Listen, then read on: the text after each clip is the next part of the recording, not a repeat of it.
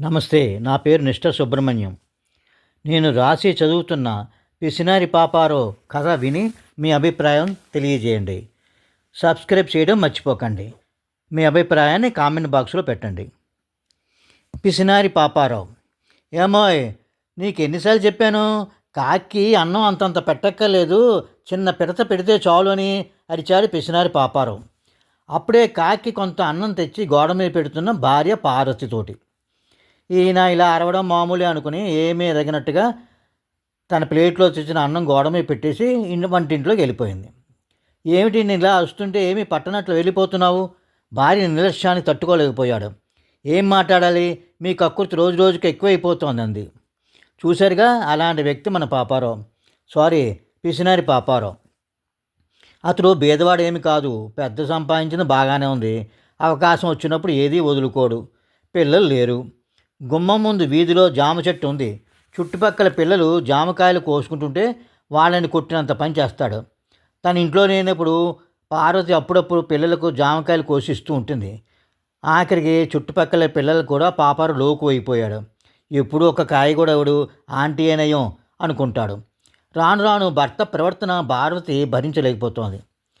ఆ రోజు గురువారం మధ్యాహ్నం 12 గంటలకు ఎప్పటిలాగానే సాయి స్వామి అని ఒక సాధువు వచ్చి, అమ్మా పార్వతీదేవి అంటూ వచ్చాడు. పార్వతి లోపల నుంచి వచ్చి, రండి స్వామి, లోపలికి వచ్చి కూర్చోండి, ఒక్క 10 నిమిషాల్లో వడ్డించేస్తానంది. ఆ రోజు పాపారావు ఆఫీసుకు సెలవు, ఇంట్లోనే ఉన్నాడు. ఆ సాధువును చూసి పాపారావు చిర్రెత్తుకొచ్చింది. అతను ఎదురుగుండా మాట్లాడలేడు. వంటింట్లోకి వెళ్ళి భార్య క్లాస్ పీకాడు. పార్వతి అదేం పట్టించుకోకుండా ఏసడింపుగా చూసి తన పనిలో తాను మునిగిపోయింది. పాపారు ఏమి చేయలేక జుట్టు పీక్కుందామంటే బట్టతల మీద ఉన్న కాస జుట్టు చేతికి అంతగా విసురుగా తన గదిలో వెళ్ళిపోయాడు. ఆ సాధువు అంతా గమనిస్తూనే ఉన్నాడు. అతనికి మంచి బుద్ధి ప్రసాదించమని దేవుణ్ణి వేడుకున్నాడు. ఆ మాట పైకి అనేశాడు. అది మన పాపారావు చెవిలో పడింది. మరింత వేడెక్కిపోయాడు. భోజనం అయిపోయాక సాధు వెళ్ళిపోయాడు. వెంటనే పాపారావు దంటకం మొదలుపెట్టాడు. నీకెన్నిసార్లు చెప్పినా వినవంటును.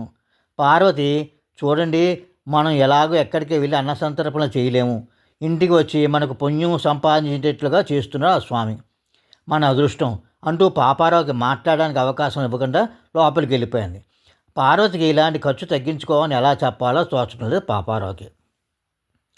ఒకరోజు పాపారావు ఏదో పని మీద బయటికి వెళ్ళి వస్తున్నాడు. దగ్గరే కదా అని నడుచుకుంటూ వస్తాడు. మధ్యాహ్నం 1 గంట అయింది.